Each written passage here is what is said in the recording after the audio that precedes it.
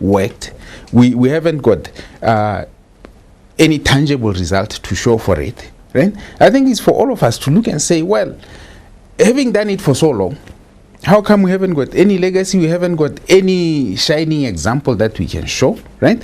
Maybe it's not joint ventures themselves. Maybe it's the systems, the underlying systems. And I'd say that's where the problem is. There is citizen empowerment, which is a song that we all sing, right? And we've been singing it for the last 15 years, right?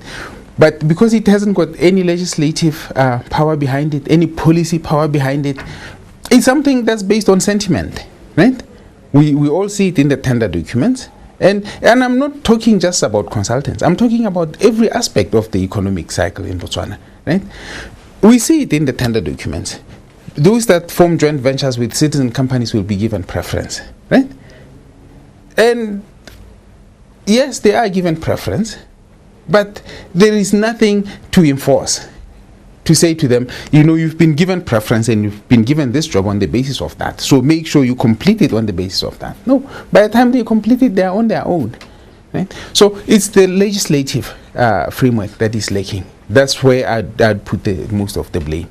If indeed there are no tangible benefits that have accrued to local companies and by extension Botswana, what can be done to guarantee positive spin-offs for citizen consultants? What lessons can Botswana learn from other countries? Basically, there are countries like China in 1987 when they had this open policy. They wanted companies to come into China, to open shop in China.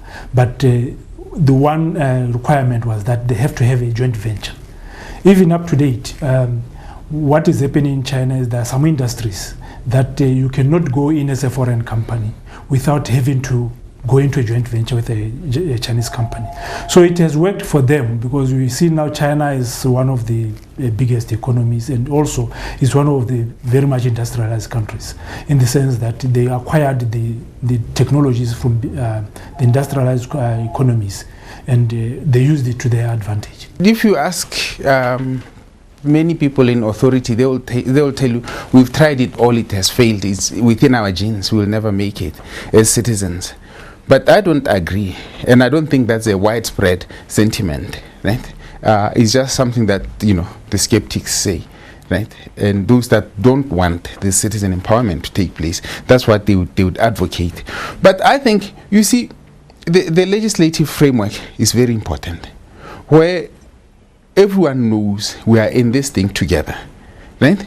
Even if I don't finish with this particular citizen partner, but I must finish with a citizen partner, right? Where they now start counting the costs of discarding this one, engaging a new one, right? But if it's a free for all, like it is right now, where you can say, well, I'll discard him and finish on my own, we will never win. So what needs to be done is policy framework that gives some teeth to this wish of citizen empowerment.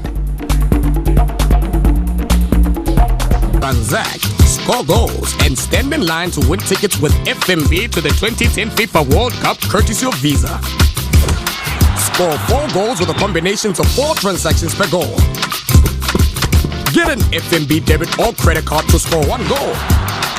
You can also transact online.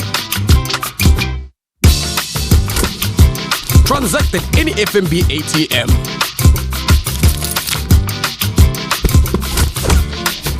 Or purchase goods and swipe. Score big with FNB thanks to Visa. FNB, how can we help you?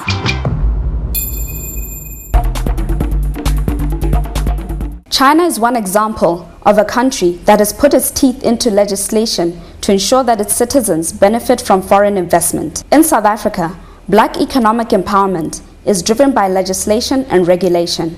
An integral part of the BEE Act of 2003 is a sector-wide generic scorecard, which measures companies' empowerment progress in several areas: ownership of enterprises and assets, management at senior level, human resource development, and preferential procurement. The key thing in South Africa is the legislation.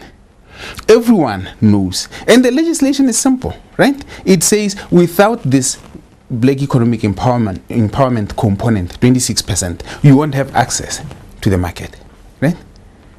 And if you fight with your partner, yes, go ahead, fight, right? You can even kill each other, but whoever survives must find another partner, right? That's the strength, right? Market access is based on this, right? You need to have to be empowered. You need to have that black empowerment partner to have access to the market, to have access to government procurement, to have access to procurement from parastatals and so forth. If we had that here, you'd see this thing gaining ground, and people coming in here and knowing that they can't willy-nilly discard their citizen partners. Other countries are being bold. They are not being apologetic about this thing. They are moving right ahead. Nigeria, for instance, the banking sector is 95% Nigerian owned. They've had that for decades. And they have some of the most successful banks. I think those are examples that we can learn from. Botswana, we are very humble, which is positive. We are very modest, which is positive. And also, to an extent, fairly apologetic, which I wouldn't say is quite positive. I think sometimes we have to stand up and say, well, if you are coming to Botswana to do business here, this is what we stipulate, right? And we can start step by step. The privatization policy should really come out of its shell and stipulate and say, well, as we go into privatization, these are our basic minimums. We expect citizen participation to this level and to that level and so forth, right? If we don't do that, when are we going to start? When are we going to say we start here? What strategy does Botswana have to make citizen economic empowerment a reality? And what needs to be put in place to achieve this? I think what needs to be in place is a policy, because a policy that guides the partnering of companies, and also a policy that favors, or I don't know whether I would say favoring, or something that will protect local companies. Because basically a policy is something that you can be held against. Somebody will say, no, this is the policy. And the instruments that go into it, like the regulations and maybe the rules that go with it, then somebody can be taken task to say that you have violated this policy. And actually there can be maybe a council chaired by maybe one of the ministers or even the president himself, to make sure that things are done, and they are done in a way that is going to bring some development to this country. What is Botswana losing from the non-existence of this policy? Every February, when we're doing the budget speech, foreign companies, they'll come and listen to the speech, and they're going out and say, okay, this is what we are going to share. So it means that every year, when government does a development budget or a current budget, whatever budget they are putting up, they have to generate new money. There's no money that is circulating in the country.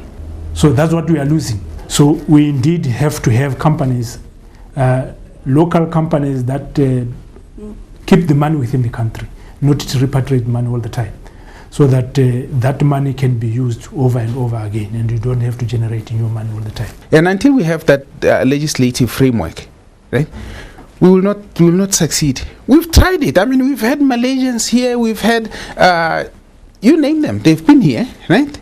We've had public handshakes and so forth. But what have we got to show for it? Nothing.